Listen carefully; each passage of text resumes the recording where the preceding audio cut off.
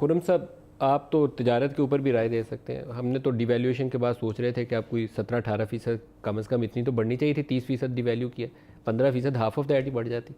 2.24%, 2.24%. اور آپ نے جو نمبر کوٹ نہیں کیا جو پاکستان کے عوام کو ڈائریکٹ ہٹ کرتا جا کے, کہ جنوری میں 7.2% انفلیشن 4.5 سال کی ہائیسٹ نمبر تھے.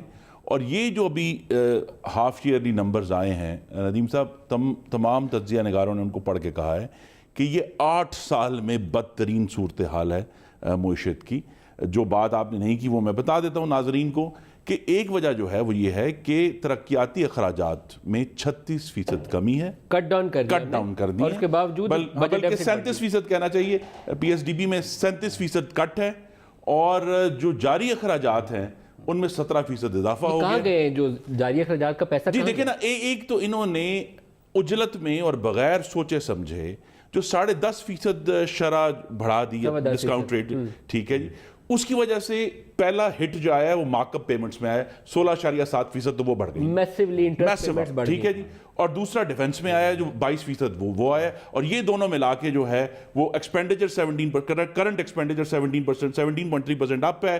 جو ڈیولپمنٹ ایکسپینڈیچر ہے جو ہم نے کاٹ دیا, ترقیاتی اخراجات جس سے پاکستان کی سڑکیں بننی ہیں, جس سے پاکستان میں روزگار پیدا ہونا ہے, وہ 37% کٹ گیا ہے.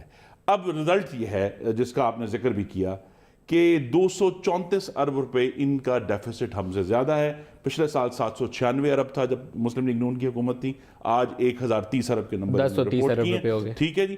اب کوشچن صرف یہی ہے کہ انہوں نے جہاں بھی گیس کی قیمتیں ہوش ربا بڑھائیں, کہ اس کا کیا بینیفٹ آ رہا ہے ابھی تک ہمیں ابھی سمجھ نہیں آئی, کہ کیونکہ ملک میں گیس نہیں ہے, ہم نے دوبارہ سی این جی کی لائنیں دیکھنا شروع ہو گئے ہیں.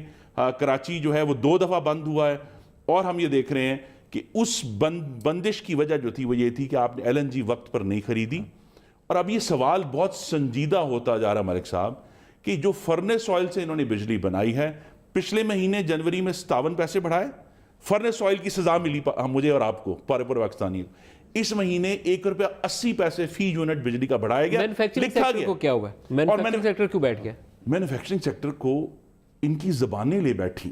دیکھیے, انہوں نے سیاسی طور پہ مسلم لیگ نون کو متون کرنے کی جو ان کی کوشش تھی کہ جی یہ تو بیڑا غرق کر کے چلے گئے, پاکستان تباہ ہو گیا ہے, یہاں تک کہ بیورو آف اسٹیٹسٹکس کو نہیں بخشا, باقاعدہ میٹنگ کر کے پتہ نہیں کیا مینیپولیشن کی ہے کہ جو گروتھ ریٹ 5.8% تھا اس کو 5.22% پہ گھٹایا گیا ہے تاکہ شاید ہم اچھے لگیں. لیکن ان کے گروتھ ریٹس جو ہیں, جو آئی ایم ایف نے, اکانومسٹ انٹیلیجنس یونٹ نے, فچ نے, اسٹینڈرڈ پور نے جو فورکاسٹ کیے ہیں اگلے 5 سال میں, وہ 4% سے اوپر نہیں جا رہے, وہ 3.5% پہ. تو ان کی جو بد انتظامی ہے اکانومی کے معاملے میں, وہ تمام نعرے کہ ہم 200 ارب لے آئیں گے. آپ نے پوچھا کسی نے کہ جو عمران خان صاحب نے بانڈز لانچ کیے تھے اس کے کتنے پیسے آئے ہیں؟ جو آخری رپورٹنگ اس گورنمنٹ کی $1 million only. $1 million That's it. $10 lakh کے بانڈ ابھی تک بکے پوری دنیا میں. تو دنیا ان کے اوپر اعتبار نہیں کر رہی. یہ بات ٹھیک ہے کہ افغانستان میں امریکہ کے ساتھ تعاون کی صورت میں ان کو کچھ پیسے مل گئے ہیں, یس, لیکن اس کو کہہ دینا کہ پاکستان کے معاشی معاملات درست ہو گئے, یہ میں پھر دوبارہ دہرانا چاہتا ہوں, 8 سال میں بدترین نمبرز ہیں فسکل. علی صاحب